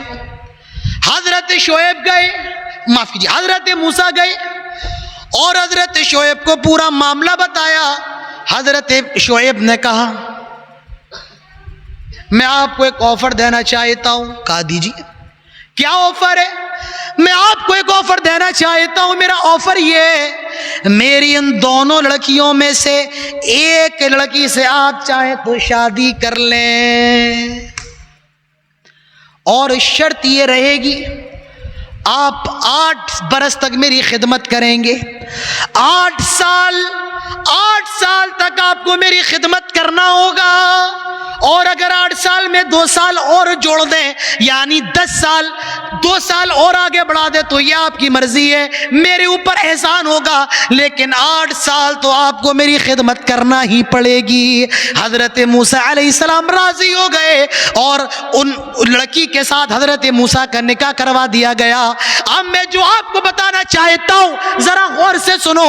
حضرت شعیب نے یہ نہیں پوچھا تم کماتے کتنا ہو، حضرت شعیب نے یہ نہیں پوچھا تمہارا گھر کتنا بڑا ہے، حضرت شعیب نے یہ نہیں پوچھا تمہاری فیملی کتنی بڑی ہے. ان کو تو معلوم ہے مصر سے لٹائے آ رہے ہیں، بھاگ کر کے آ رہے ہیں، لیکن حضرت شعیب سمجھ گئے تھے یہ بہت دیندار آدمی ہے، اچھا آدمی ہے، اور انہوں نے اپنی بچی کا نکاح کر دیا. معلوم یہ چلا جب نیک رشتے آ جائیں تو اس نے بھی تاخیر نہیں کرنا چاہیے. دونوں طرف سے غلطیاں ہیں، لڑکے والے جہیز اور جو لڑکے والے اچھے ہیں. تو معاملہ یہ ہے کہ ہے غریب، کما نہیں پاتا ہے، ہماری بیٹی کو کیسے رکھے گا. کن کن چیزوں پر روشنی ڈالی جائے. بہرحال تو زنا سے بچنا ہے، نکاح کر لو، اور یاد رکھو نکاح کرنا واجب ہے، فرض ہے، سنت بھی ہے. آپ کہیں گے مولانا نکاح کرنا سنت ہے، سنت بھی ہے، فرض بھی ہے، اور نکاح کرنا حرام بھی ہے. علماء جانتے ہیں. مسئلہ یاد رکھیے، ڈیزائرز اتنے زیادہ ہے، خواہشات اتنی زیادہ ہے کہ اگر شادی نہیں ہوئی تو زنا کے اندر پڑنے کا خطرہ ہے. ایسی صورت میں نکاح کرنا واجب ہے. آج لڑکیاں کہہ رہی ہیں اپنے والدین سے کہ میری شادی کروا دو، لیکن والدین نہیں، ابھی چھوٹی ہے. ارے کیا لڑکی کبھی کہہ سکتی ہے کہ میری شادی کرواؤ؟ اور جو لڑکی کہہ رہی ہے تو اس کا مطلب یہ ہے کہ اب شادی اس کی ضروری ہے، لیکن والدین کہتے ہیں کہ ابھی اس کی عمر کیا ہے، 22 سال 23 سال، سماج کیا کہے گا. ارے اس کی پرواہ کہ سماج کیا کہے گا، لوگ کیا کہیں گے، پرواہ یہ ہونی چاہیے کہ اللہ تعالیٰ کیا کہہ رہا ہے. تو شادی کرنا واجب ہے. واجب کیسے ہے؟ خواہشات ہیں، اور اگر شادی نہیں ہوئی تو زنا کا خطرہ ہے بہت زیادہ. ایسی صورت میں شادی کرنا واجب ہے، فرض ہے. اور خواہشات تو ہیں لیکن اس قدر نہیں ہے کہ زنا کے اندر مبتلا ہو، تو ایسی صورت میں نکاح کرنا حرام ہے. اور جس کے اندر خواہشات ہی نہیں ہے اس کے لیے شادی کرنا حرام ہے. اور لفظوں میں کہہ دوں جو نامرد ہے اس کے لیے شادی کرنا حرام ہے. کوئی اجازت نہیں کسی اور کی زندگی برباد کرنے کی. تو شادی کرنا میرے بھائیوں یاد رکھیے واجب بھی ہے. تو زنا سے بچنا ہے. سب سے پہلا طریقہ یہ ہے کہ وقت پر شادی کر لو، یہ زنا سے بچنے کا طریقہ ہے. زنا سے بچنے کا دوسرا طریقہ، اللہ تعالیٰ سے ڈرو. یہ احساس ہو آپ کے دل میں کہ کوئی نہیں دیکھ رہا ہے لیکن اللہ تعالیٰ کی ذات دیکھ رہی ہے. اور جب بھی یہ خیال پیدا کرنا ہو تو حضرت یوسف علیہ السلام کو پڑھ لیا کرو، قرآن کھول کر سورہ یوسف اٹھا لیا کرو، اور اندازہ لگاؤ حضرت یوسف علیہ السلام کتنا زیادہ اللہ رب العالمین سے ڈرنے والے تھے. وَلَقَدْ هَمَّتْ بِهِ وَهَمَّ بِهَا لولا ان رأى برهان ربه كذلك لنصرف عنه السوء والفحشاء انه من عبادنا المخلصين واستبق الباب وقدت قميصه من دبر والف يا سيدها لدى الباب قالت ما جزاء من اراد باهلك سوءا الا ان يسجن او عذاب اليم قال هي راودتني عن نفسي وشهد شاهد من اهلها ان كان قميصه قد من قبل فصدقت وهو من الكاذبين. پورے سورہ یوسف پڑھ جاؤ، اور اگر میری یادداشت غلط نہیں ہے تو اس پروگرام کی شروعات بھی قاری صاحب نے سورہ یوسف سے ہی کی تھی. زلیخا جو عزیز مصر کی بیوی ہے, وَلَمَّا بَلَغَ شُدَّهُ آتَيْنَاهُ حُكْمًا وَعِلْمًا وَكَذَلِكَ نَجْزِي الْمُحْسِنِينَ. حضرت یوسف علیہ السلام جب جوانی کی عمر کو پہنچ گئے, وَرَاوَدَتْهُ الَّتِي هُوَ فِي بَيْتِهَا عَن نَفْسِهِ وَغَلَّقَتِ الْأَبْوَابَ. زلیخا حضرت یوسف کو کمرے میں لے کر کے آ گئی, وَغَلَّقَتِ الْأَبْوَابَ, اور سارے کے سارے دروازوں کو بند کر لیا. ایک دروازہ نہیں, کئی دروازے, جتنی بھی کھڑکیاں وہ ساری کی ساری کھڑکیاں بند کر لی, سارے دروازے بند کر لیے. وَغَلَّقَتِ الْأَبْوَابَ وَقَالَتْ حَيْتَ لَكَ, اور دعوت گناہ دی. وَقَالَتْ حَيْتَ لَكَ, اے یوسف آؤ میں تیرے لیے حاضر ہوں. میرے بھائیوں, حضرت یوسف کی زبان سے نکلا, قال معاذ اللہ, اللہ کی پناہ, اللہ کی پناہ, انہ ربی احسن مثوای انہ لا یفلح الظالمون. تیرے شوہر نے مجھے بہت بہتر رکھا ہے, اللہ تعالیٰ ظالم کو کبھی کامیاب نہیں کرتا ہے. حضرت یوسف کو یاد کر لیا کرو. واستبق الباب, اور دروازے کی طرف دوڑے. وقدت قمیصہ من دبر, اور ان کا قمیص پیچھے سے پھٹ گیا. زلیخا پیچھے پیچھے دوڑ رہی ہے, حضرت یوسف دروازے کی طرف آگے آگے دوڑ رہے ہیں, اور اس نے پکڑا, قمیص پھٹ گئی. اور پورا واقعہ مجھے اندازہ ہے آپ لوگوں کو معلوم ہوگا. تو جب بھی میرے بھائیو شیطان بہکائے, حضرت یوسف علیہ السلام کو یاد کر لیا کرو. سبعۃ یظلھم اللہ فی ظلہ یوم لا ظل الا ظلہ. 7 قسم کے لوگ جن کو اللہ کی عرش کے سائے میں جگہ ملے گی, اس میں ایک وہ نوجوان بھی ہوگا جس کو کسی لڑکی نے جو خوبصورت ہو, حسین و جمیل ہو, اور کسی نوجوان لڑکے کو زنا کی طرف بلایا ہو, اور اس نے کہا ہو انی اخاف اللہ, میں اللہ تعالیٰ سے ڈرنے والا ہوں. ایسا نوجوان بھی اللہ تعالیٰ کی عرش کے سائے میں ہوگا. کہاں ہیں ایسے نوجوان آج, کہاں ہیں؟ تصور کیا جا سکتا ہے کہ مسلمان زنا کرے؟ مسلمان نوجوان میں اور کسی کتے میں فرق نہ رہ جائے. کتا بھی جہاں چاہے اپنی خواہش پوری کر لے, اور آج کا نوجوان بھی جہاں چاہے اپنا منہ کالا کر لے. میرے بھائیوں, یہ کیسے ہو سکتا ہے ایک کتے میں, ایک سور میں, اور ایک زناکار ایک مسلمان کے اندر فرق؟ مجھے ایک واقعہ یاد آ رہا ہے. میاں نذیر حسین محدث دہلوی رحمۃ اللہ علیہ, دلی کے اندر ان کا مدرسہ ہے پھاٹک حبش خاں میں. آج کے وقت میں مدرسوں کے اندر مطبخ ہوتا ہے, کھانا مدرسے کے اندر بنتا ہے, بچے مدرسے کے اندر کھانا کھاتے ہیں. پہلے کے وقت میں مدرسوں میں کھانے کا انتظام نہیں ہوتا تھا. جو محلے میں جو گھر ہوتے تھے, ان گھروں میں بچے اپنا ٹفن لے کر کے جاتے تھے, اور گھر متعین ہوتا تھا کہ اس بچے کو یہاں سے کھانا ملے گا, فلاں بچے کو فلاں گھر سے کھانا ملے گا, فلاں بچے کو فلاں گھر سے کھانا ملے گا. تو گھر مقرر ہوتا تھا, بچے جاتے تھے, اپنا ٹفن دیا, اپنا برتن دیا, انہوں نے کھانا رکھا, لے کے آ گئے. دوپہر کا کھانا بھی لے آئے, شام کا کھانا بھی لے آئے. اس کو جاگیر کہا جاتا تھا. تو دلی کے اندر سید نذیر حسین محدث دہلوی مدرسے کے اندر بچے پڑھنے آتے تھے, اور کھانا باہر سے لگا ہوا ہوتا تھا. ایک بچہ تھا, وہ جس گھر میں کھانا لینے کے لیے جاتا تھا, اس گھر میں جو لڑکی تھی اس کی نگاہ اس پر خراب ہو گئی. لڑکے پر لڑکی کی نگاہ خراب ہو گئی, اس کو موقع نہیں مل رہا تھا. ایک مرتبہ اس کے ماں باپ گھر سے باہر گئے ہوئے تھے, وہ بچہ کھانا لینے کے لیے آیا, اس نے دروازے لگا لیے اس لڑکی نے, اور کہا کہ تمہیں میرے ساتھ زنا کرنا ہوگا. لڑکا حیران رہ گیا, کیا میرے ساتھ زنا کرنا ہوگا؟ لڑکے نے منع کیا, میں یہ غلط کام نہیں کر سکتا ہوں. لڑکی نے کہا کرنا پڑے گا, ورنہ میں ابھی شور کر دوں گی کہ تم نے میری عزت پر ہاتھ ڈالنے کی کوشش کی ہے. لڑکا مجبور ہو گیا, پریشان میں کیا کروں. اس کے ذہن میں ایک ترکیب آئی, کہنے لگا مجھے قضاء حاجت کی ضرورت ہے, مجھے لیٹرین جانا ہے, میں مدرسے جاتا ہوں, اپنی ضرورت پوری کر کے آ جاؤں گا. لڑکی نے کہا میرے گھر کی لیٹرین استعمال کر لو, مدرسے جانے کی اجازت نہیں ہے. اب یہ بیچارہ لیٹرین میں تو گیا, پریشان ہے, زنا سے کیسے بچا جائے. آئے نوجوانوں, ذرا غور کرو, ایسے بھی نوجوان ہوا کرتے تھے. ارے زنا کی دعوت نہ دی جائے، زنا سے بچنا تب کوئی کمال تھوڑی ہے. زنا کی دعوت ہو، زنا کے تمام وسائل اور اسباب موجود ہوں اور تب زنا سے بچا جائے، یہ کمال ہے، یہ کمال ہے. کہا میں مدرسے جاتا ہوں اپنی ضرورت پوری کر کے آ جاؤں گا. کہا نہیں، میرے گھر کی لیٹرین استعمال کر لو اور یہیں اپنی ضرورت پوری کرو. اب یہ گیا بیچارہ لیٹرین کے اندر، بڑا پریشان تھا. اس نے قضائے حاجت کی اور اس نے یہ کیا کہ جو گندگی اس نے کی تھی قضائے حاجت، اسی لیٹرین کو اٹھا کر اس نے اپنے جسم پر مل لیا.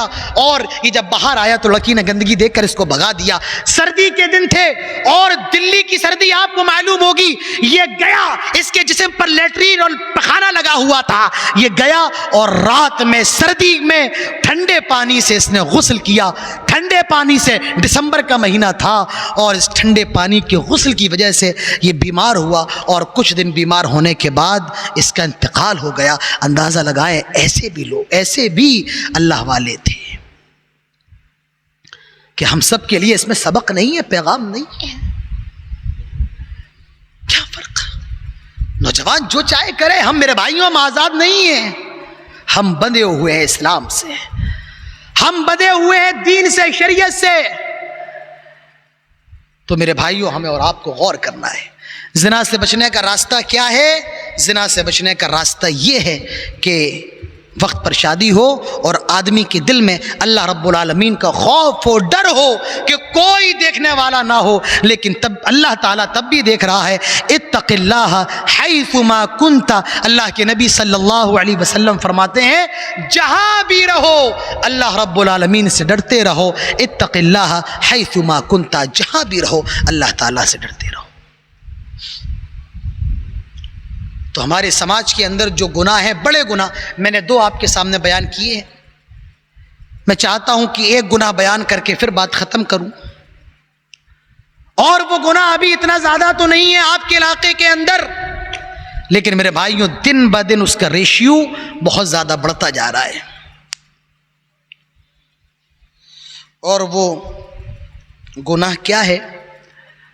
شراب کی لت. ہمارے سماج کے اندر، ہمارے اٹاوا آ جائیں، میں جے پور کے اندر رہتا ہوں، وہاں پر مسلمانوں کے اندر شراب کا ریشیو بہت زیادہ دن بہ دن بڑھتا جا رہا ہے.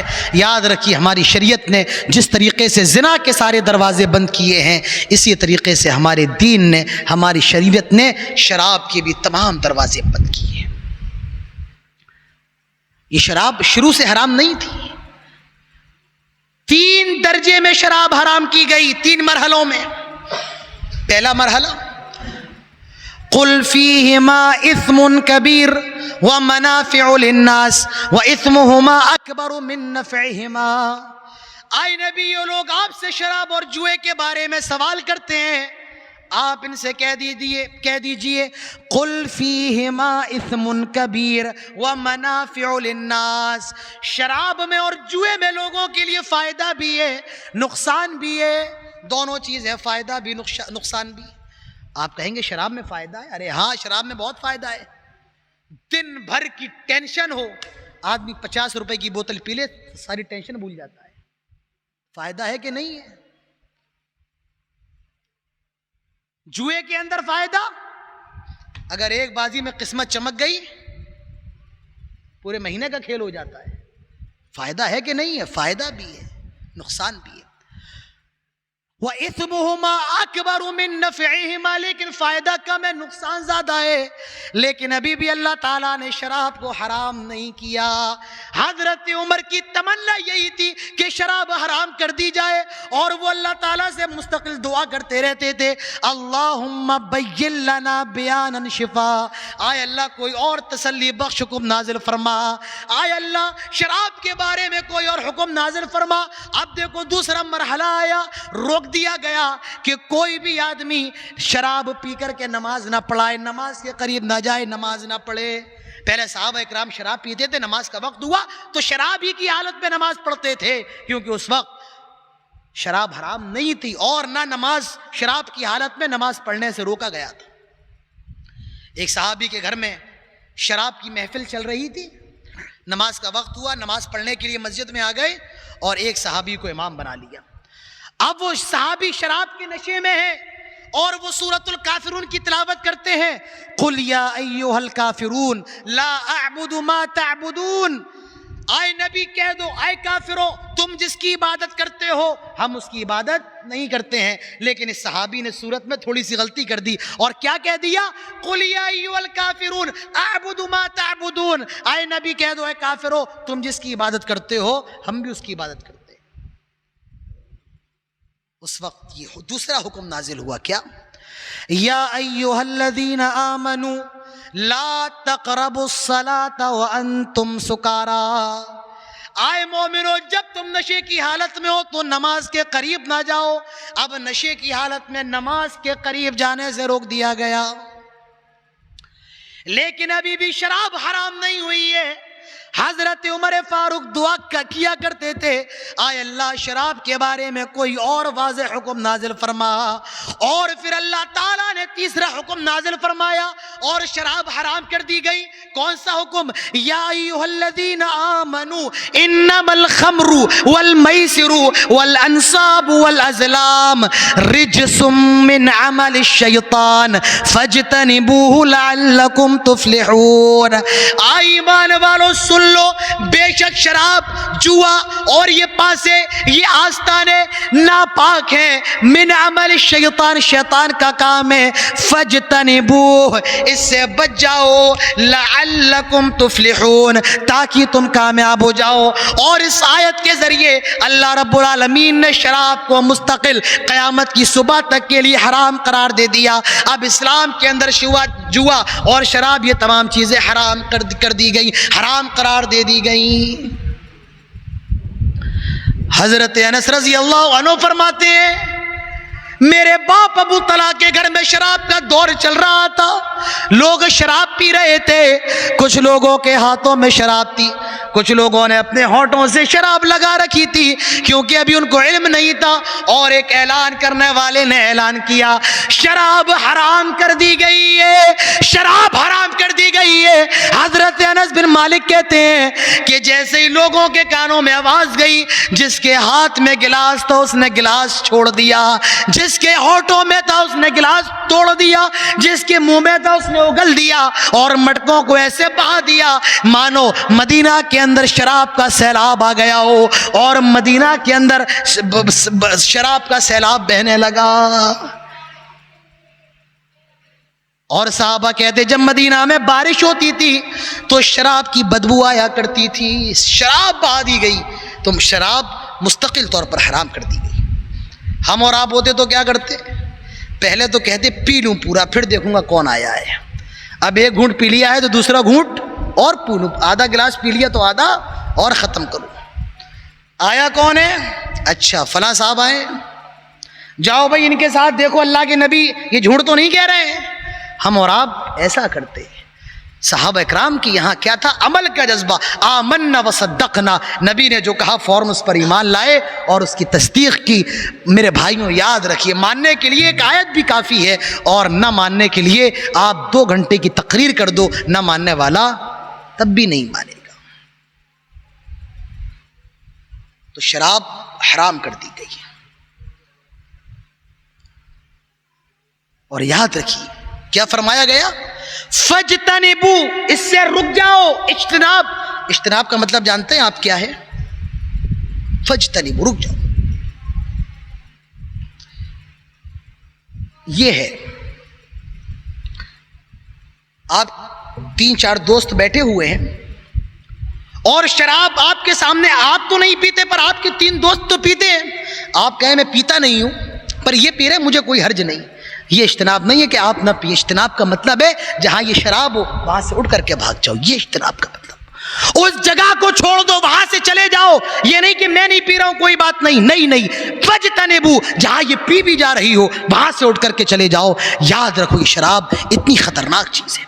حضرت عثمان رضی اللہ عنہ فرماتے تھے الخمر ام الخبائث, تمام برائیوں کی جڑ ہے یہ شراب. اور حضرت ابو درداء نے فرمایا اوصانی خلیلی، میرے خلیل نے مجھے وصیت کی تھی صلی اللہ علیہ وسلم نے کہ شراب نہ پینا، کیونکہ شراب تمام بیماریوں کی جڑ ہے، تمام برائیوں کی جڑ ہے، تمام بے حیائیوں کی جڑ ہے. حضرت عثمان ایک واقعہ بیان کرتے ہیں کہ پہلے کے زمانے میں ایک بڑا نیک آدمی تھا. اس کو ایک عورت نے بلایا بہانے سے. جب یہ آدمی اس عورت کے کمرے میں آ گیا، اس نے کہا میرے ساتھ زنا کرو. زنا کرنا پڑے گا. وہ بیچارہ نیک تھا، اس نے منع کر دیا کہ میں زنا نہیں کر سکتا ہوں. اس لڑکی نے کہا زنا نہیں کر سکتے ہو تو دو میں سے ایک کام کرو، یہ بچہ ہے اس بچے کو قتل کرو، یا یہ جو شراب ہے یہ شراب پی لو. اب وہ آدمی کشمکش کا شکار ہو گیا، میں کیا کروں؟ زنا کرنا بڑا گناہ ہے، میں زنا نہیں کر سکتا ہوں. بچے کو قتل کرنا بھی بڑا گناہ، میں قتل نہیں کر سکتا ہوں. یہ شراب چھوٹا گناہ ہے. اندازہ لگاؤ، اس نے سوچا زنا کرنا بڑا گناہ ہے، بچے کو قتل کرنا بڑا گناہ ہے، اور شراب یہ چھوٹا گناہ ہے، لہٰذا میں شراب پی لیتا ہوں. اس نے شراب کو چھوٹا گناہ سمجھا، شراب پی لی. شراب پینے کے بعد اس بچے کو بھی قتل کیا، اس عورت کو بھی قتل کیا، اس عورت کے ساتھ زنا بھی کیا. تو یہ شراب الخمر ام الخبائث، تمام بیماریوں کی جڑیں، تمام گناہوں کی جڑیں. آدمی جب شراب پیتا ہے تو وہ گالی بھی دیتا ہے، آدمی جب شراب پیتا تو وہ زنا بھی کرتا ہے، آدمی جب شراب پیتا تو وہ حرام بھی کھاتا ہے، آدمی جب شراب پیتا ہے تو وہ بہن اور بیوی میں فرق نہیں کر پاتا ہے، آدمی جب شراب پیتا ہے تو ماں اور بیوی کے اندر فرق نہیں کر پاتا ہے. اسی لیے اللہ کے نبی فرماتے ہیں یہ تمام برائیوں کی جڑ ہے شراب، تمام برائیوں کی جڑ ہے. اور یاد رکھو اللہ کے پیارے نبی صلی اللہ علیہ وسلم نے فرمایا جو آدمی شراب پی لیتا ہے 40 دن تک اللہ تعالیٰ اس کی نماز کو قبول نہیں فرماتا ہے. فَإِن تَابَ تَابَ اللَّهُ عَلَيْهِ، اگر وہ توبہ کر لے تو اللہ تعالیٰ اس کی توبہ کو قبول کر لیتا ہے. وَإِنْ عَادَ، لیکن پھر وہ شراب پیتا ہے تو 40 دن تک اللہ تعالیٰ اس کی نماز کو قبول نہیں کرتا ہے. فَإِن تَابَ تَابَ اللَّهُ عَلَيْهِ، لیکن دوسری بار بھی اگر وہ توبہ کر لے اللہ تعالیٰ اس کی توبہ کو قبول فرما لیتا ہے. وَإِنْ عَادَ، پھر وہ تیسری مرتبہ شراب پینے لگتا ہے، اللہ تعالیٰ 40 دن تک اس کی نماز قبول نہیں کرتا ہے. وَإِن تَابَ تَابَ اللَّهُ عَلَيْهِ، لیکن اگر وہ توبہ کر لے تو اللہ تعالیٰ تیسری بار بھی اس کی توبہ قبول کر لیتا ہے. وَإِنْ عَادَ الرَّابِعَةَ، اور وہ جب وہ چوتھی مرتبہ شراب پیتا ہے، ذرا غور کرو، اللہ کے نبی فرماتے ہیں 3 مرتبہ اس نے توبہ کی، اللہ نے قبول کر لی، اور جب وہ چوتھی مرتبہ شراب پیتا ہے اللہ تعالیٰ 40 دن تک اس کی نماز قبول نہیں کرے گا. اور اگر وہ توبہ بھی کر لے، توبہ 3 بار کی اللہ نے معاف کر دی، چوتھی بار اس نے شراب پی، اللہ کے نبی صلی اللہ علیہ وسلم فرماتے ہیں اب وہ اللہ سے توبہ کرے گا تو اللہ تبارک و تعالیٰ اس کی توبہ کو بھی قبول نہیں کرے گا. اے میرے نوجوانوں، کیا ہو گیا ہے، کیا کہوں میں؟ آئے نوجوانوں، آئے مسلمانوں، اللہ نے تمہیں پیدا اس لیے کیا تھا تم شراب کے اڈوں کو جا کر کے بند کرو، لیکن آج تم شراب کے اڈوں کو آباد کیے ہوئے ہو. میرے الفاظ تھوڑے سے کڑوے ہیں. آئے مسلمانوں، آئے میری ماں، تم نے اپنے بچوں کو کون سا خون دودھ کی شکل میں پلایا؟ ان بچوں کو اللہ نے مسلمانوں کو پیدا اس لیے کیا تھا تاکہ بیئر بار میں تالا لگائیں. آج یہی مسلمان بیئر بار کی زینت بنے ہوئے ہیں. آج یہ مسلمانوں کا حال ہے. تو میرے بھائیوں یاد رکھو، یہ شراب اتنی بڑی چیز ہے، اتنا بڑا گناہ ہے، اللہ تبارک و تعالیٰ نے بھی اس پر لعنت فرمائی ہے. اور میں آپ کو بتاؤں یہ ایسا گناہ ہے کہ یہ اس پر وعید بھی ہے، اس پر حد بھی ہے، اور اس پر لعنت بھی ہے. وعید بھی ہے، حد بھی ہے، لعنت بھی ہے، تینوں چیزیں ہیں.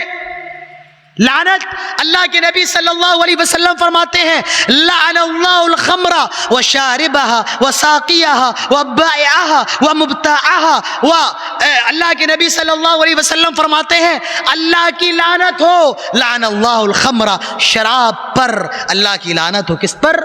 شراب پر. وساقیہ، اللہ کی لعنت ہو شراب پینے والے پر، شراب پر بھی لعنت، شراب پینے والے پر بھی لعنت. وساقیہ وشاربہ، اللہ تعالیٰ کی لعنت ہو شراب پلانے والے پر.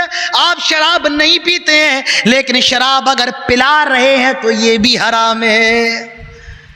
لوگ سوال کرتے ہیں میں فلاں 5 اسٹار ہوٹل کے اندر جاب کرتا ہوں، میں مسلمان ہوں، شراب نہیں پیتا ہوں، لیکن میں ویٹر ہوں، مجھے شراب پلانا پڑتی ہے، تو کیا میرے لیے یہ حلال ہے، جائز ہے؟ یاد رکھو آپ شراب نہیں پیتے ہیں لیکن کسی اور کو شراب سرو کرنا، شراب پیش کرنا یہ بھی حرام ہے. جس ویٹرنگ کے اندر شراب بانٹی جائے وہ جاب کرنا حرام ہے. اللہ کے نبی صلی اللہ علیہ وسلم فرماتے ہیں وساقیہ، شراب پلانے والے پر بھی لعنت ہے. شراب پر لعنت، پینے والے پر لعنت، پلانے والے پر لعنت. اور وبائعہا، بیچنے والے پر لعنت. میں پیتا نہیں ہوں لیکن میری دکان میں ہے، میں پیتا نہیں ہوں لیکن میری سپر مارکیٹ میں تو بکتی ہے. یاد رکھیے بیچنا بھی حرام ہے. وبائعہا ومبتاعہا، بیچنے والے پر بھی لعنت اور خریدنے والے پر بھی لعنت. آپ پیتے نہیں ہیں لیکن خرید کر کے لائے ہیں، آپ پر بھی لعنت. آپ جس کمپنی میں جاب کرتے ہیں آپ کا مالک پیتا ہے، اس نے آپ کو 2000 روپے دیے، جاؤ فلاں بوتل لے کر کے آؤ. آپ تو نہیں پیتے ہیں لیکن آپ یہ جو خریدنے گئے یہ بھی حرام ہے اور اللہ کی لعنت ہے شراب خریدنے والے پر بھی. وعاصرہا ومعتصر، بنانے والے پر، بنوانے والے پر. وحاملہا، شراب ڈھونے والے پر لعنت. آپ کی چھوٹے ہاتھی کی گاڑی ہے، آپ شراب پیتے نہیں ہیں پر آپ اپنی چھوٹی ہاتھی کی گاڑی میں اپنے ٹرک میں شراب کو یہاں سے وہاں لے کر کے جاتے ہیں، یاد رکھیے یہ بھی جائز نہیں ہے. والمحمولۃ الیہ، اور جس کی طرف لے کر کے جائی جائے اس پر بھی لعنت. تو یہ شراب کا معاملہ ہے. تو ہماری شریعت کے اندر بھی ہم جس طریقے سے زنا حرام ہے اسی طریقے سے میرے بھائیوں شراب بھی حرام ہے. اب ایک سوال یہ پیدا ہوتا ہے، شراب تو حرام ہے، گٹکے کا کیا معاملہ ہے، سگریٹ کا کیا حکم ہے، یا نشے والے پان کا مسئلہ کیا ہے؟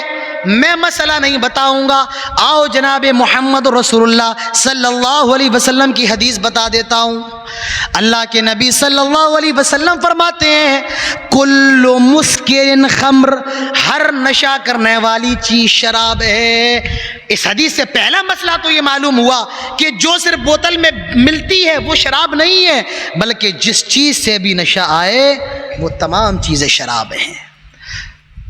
گٹکا یہ بھی شراب ہے، گٹکا تو نام آپ نے دیا ہے، اس کے اندر سکر ہے، نشہ ہے، وہ شراب ہے. سگریٹ یہ شراب ہے، کھینی یہ شراب ہے. تو جن جن چیزوں سے نشہ آئے وہ تمام کی تمام چیزیں شراب ہے. کھانسی کا کوئی ٹونک آتا ہے، کھانسی کا